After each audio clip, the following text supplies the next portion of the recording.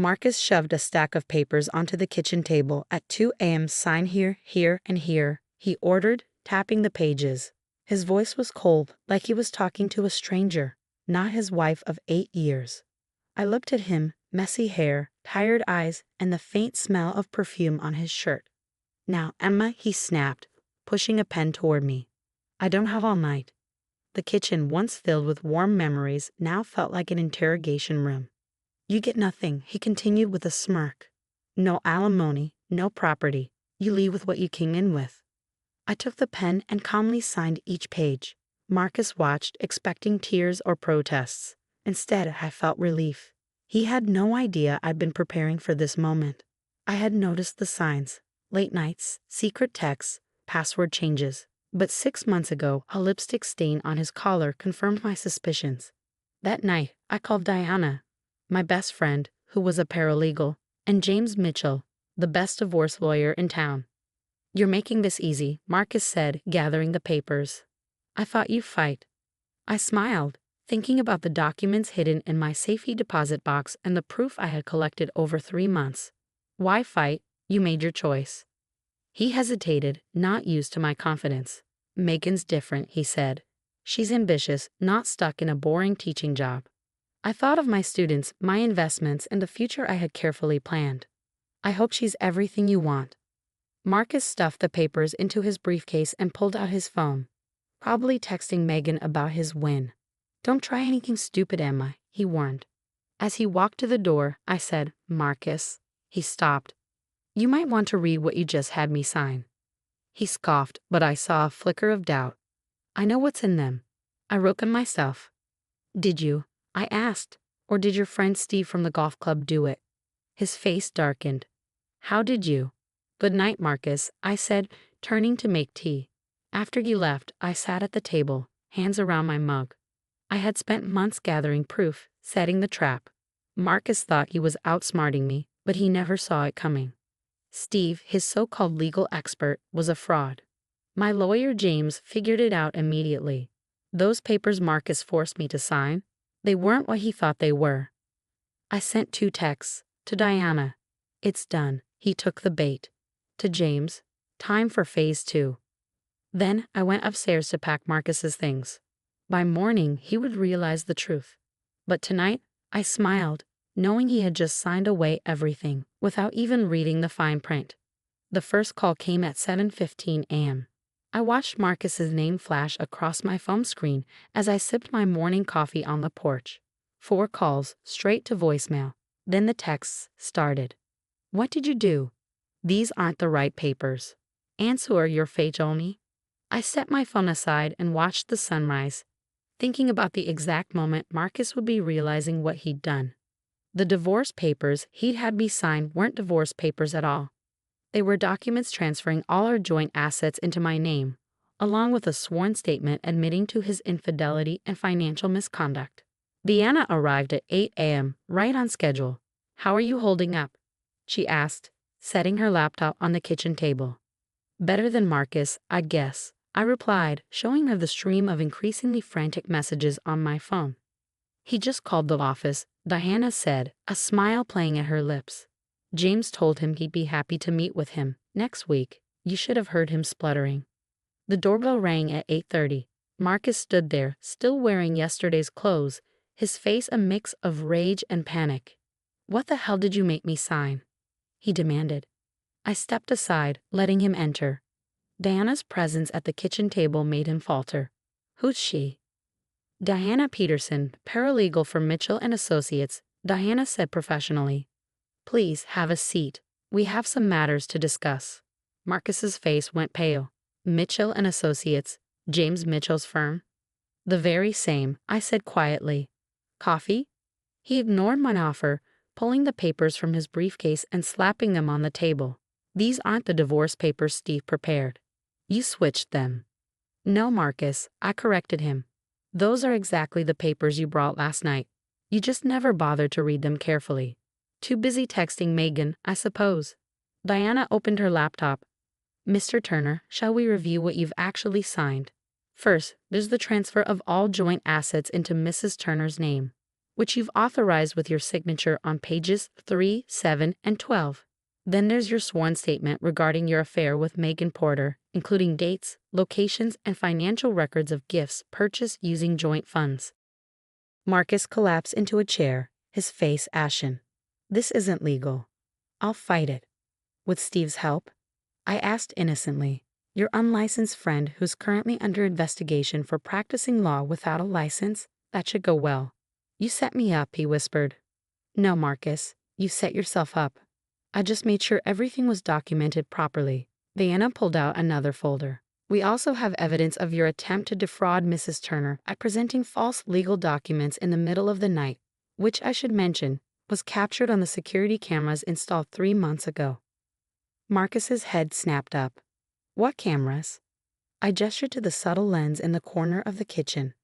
Amazing what you don't notice when you're feeling superior. Why are you doing this? He demanded, his voice cracking. For revenge?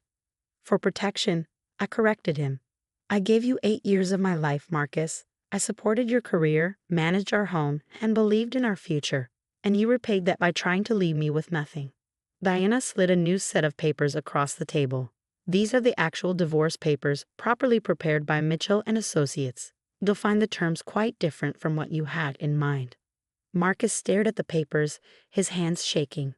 I don't have to sign these. True, I agreed. But then we'll proceed with charges of attempted fraud, and Steve will likely face serious legal consequences for his part in this. Your choice. You can't prove. Actually, Diana interrupted, turning her laptop to show him, we can prove everything. The surveillance footage, your text messages to Steve about planning this, the illegal documents he prepared. Would you like to see more? Marcus slumped in his chair, the full weight of his situation finally hitting him. I'll lose my job if this gets out. You should have thought about that before trying to ambush your wife with fake papers at 2 a.m., Diana said crisply. I watched my husband, soon-to-be ex-husband, as the reality of his position sank in. The man who'd smirked at me just hours ago, so confident in his superiority, now looked small and defeated. You have 24 hours to review these papers with a proper attorney, I said, standing up. After that, we proceed with fraud charges. Oh, and Marcus, the next time you try to trick someone into signing something in the middle of the night, make sure they're not smarter than you. He gathered the papers with trembling hands and walked to the door. Before leaving, he turned back. Emma, save it? I cut him off. Your 24 hours start now. After you left, Diana turned to me with a grin. That went even better than we expected. I sat down, finally letting out the breath I'd been holding. Think he'll sign? He'd be an idiot not to, she replied. Though he's already proven he's capable of making monumentally stupid decisions. I picked up my phone, now silent after hours of constant buzzing. The last text from Marcus simply read, You've changed. No, I whispered to myself. I just stopped letting you believe I was less than you. Marcus signed the papers exactly 23 hours and 12 minutes after leaving our house. James called to inform me while I was grading papers in my classroom after school. He tried to negotiate, James said, amusement clear in his voice. But when I mentioned the video footage of him trying to coerce you into signing fraudulent documents at 2 a.m., he became remarkably cooperative. I looked around my classroom at the student artwork decorating the walls and the math problems still written on the whiteboard. This dead-end teaching job had given me more satisfaction than Marcus could ever understand. What about Megan? I asked, thinking of the young intern who'd fallen for Marcus's promises. She was quite interested to learn she wasn't the first, James replied. Apparently, your documentation of his previous affairs was quite thorough. She's already cleared out her desk at the office. That evening, Diana came over with a bottle of wine to help me pack up the last of Marcus's things. Have you heard about Steve? She asked, carefully wrapping a photo frame. Is Golf Buddy the fake lawyer? No, what happened? The Bar Association is investigating him. Turns out you weren't the first person he tried to scam with fraudulent legal documents, but you were the first one smart enough to catch him. I sat down on the couch, thinking about how differently things could have gone if I hadn't noticed that first lipstick stain, if I hadn't made those crucial phone calls, if I had remained the passive, accommodating wife Marcus thought I was. You know what's funny? I said, twirling my wine glass. Marcus always claimed I was bad with details. Said that's why I was just a teacher instead of someone ambitious like him. But it was the details that brought him down. A week later, I received an email from Marcus's company. The board had reviewed the evidence of his misconduct, including his attempt to fraudulently force his wife to sign away her rights at 2 a.m., and decided his position as chief financial officer was no longer tenable. Your detailed records were quite helpful, the HR director wrote. We're conducting a full audit of his department. I forwarded the email to James, who responded with a single line. Sometimes the best revenge is simply being thorough. The divorce was finalized 3 months later. I kept the house, half of Marcus's pension, and most importantly, my dignity. Marcus moved to a smaller city to work for a much smaller company, his reputation in shambles after the truth about his attempted fraud came out. Megan tried to contact me once, wanting to explain her side. I sent back a simple response. The security cameras caught your side quite clearly. She never wrote again.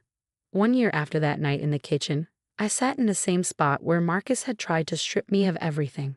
But now the house was truly mine, redecorated to my taste without Marcus's sophisticated preferences overshadowing mine. Deanna joined me for dinner, bringing a small gift-wrapped package. "Happy Independence Day," she said with a grin.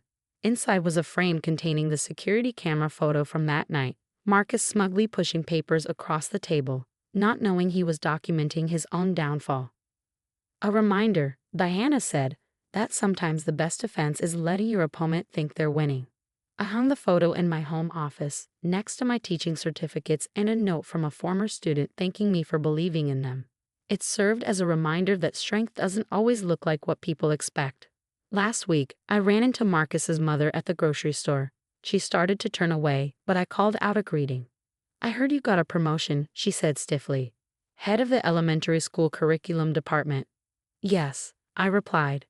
"Turns out being good with details is valuable in education too." She nodded, then hesitated. He's not doing well. That young girl left him for someone more successful." "That's unfortunate," I said sincerely. "I hope he learns from it." As I walked away, I heard her murmur, "We all underestimated you." That night, I received a text from an unknown number. It was Marcus. "I'm sorry. I should have appreciated what I had." I looked at his message for a long moment, thinking about the man who had stormed into our kitchen that night, so certain of his superiority, so confident in his plan to leave me with nothing. "Thank you for the apology," I wrote back, "but you were wrong that night. I didn't get nothing in the divorce. I got myself back." Then I blocked his number, poured myself a glass of wine, and sat on my porch, watching the sunset paint the sky in brilliant colors. Sometimes the best victory isn't in fighting back, it's in being prepared, being patient, and letting karma do its work. Marcus had tried to write me off as simple, unambitious, and easily manipulated. Instead, he learned that underestimating someone is the biggest mistake you can make, especially when that someone has been taking notes all along.